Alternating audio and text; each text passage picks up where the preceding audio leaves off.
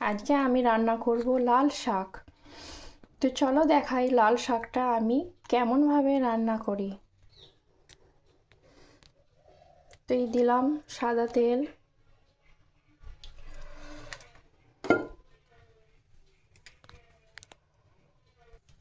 তো এই দিলাম ফোড়নে শুকনো লঙ্কা,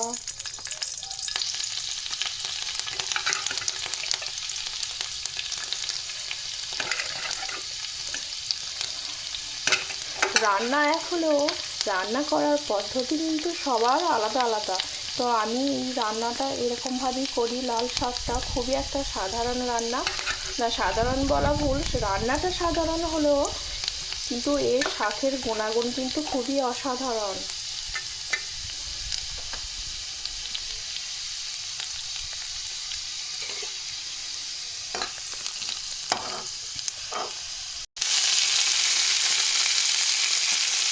এই শাক শরীর ও চুলের পক্ষে খুবই ভালো।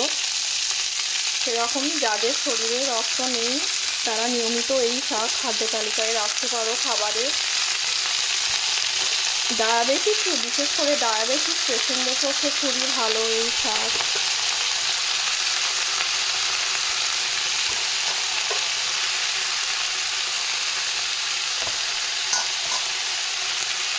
আমার তো খুবই ভালো লাগে এই শাকটা।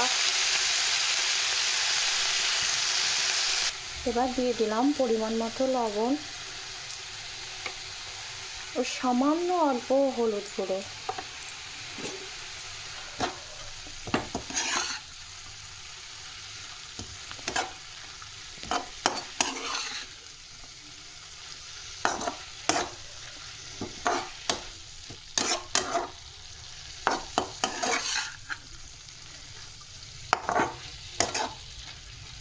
শীতকালের দিনে এখন লাল শাক প্রায় সব বাড়িতেই আসে।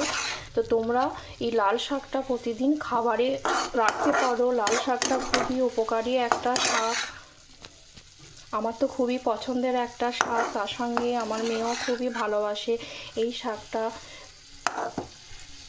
তো আমরা এই লাল শাকটা আর কলমি শাক, এই দুটো শাক আমরা প্রতিদিন খাদ্য তালিকায় রাখার চেষ্টা করি।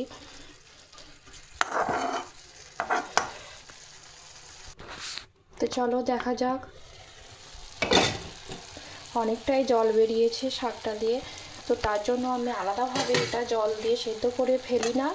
এই যা জল বেরোয় এর মধ্যেই সেদ্ধ হয়ে যায় শাকটা। দেখো কত জল বেরোচ্ছে শাক থেকে।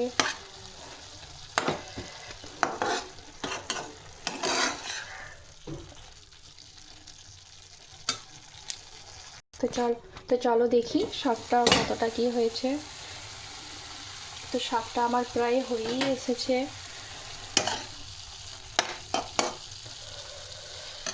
তো এখন আমি সামান্য অল্প একটু চিনি ছড়িয়ে দিলাম।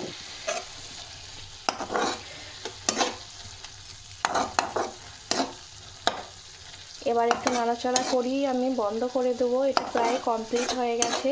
তো তোমরা কিভাবে রান্না করো এই শাকটা অবশ্যই বলবে কিন্তু। আর কে কী শাক পছন্দ করো বা খেতে ভালোবাসো অবশ্যই কিন্তু কমেন্টে লিখে দেবে। টাটা।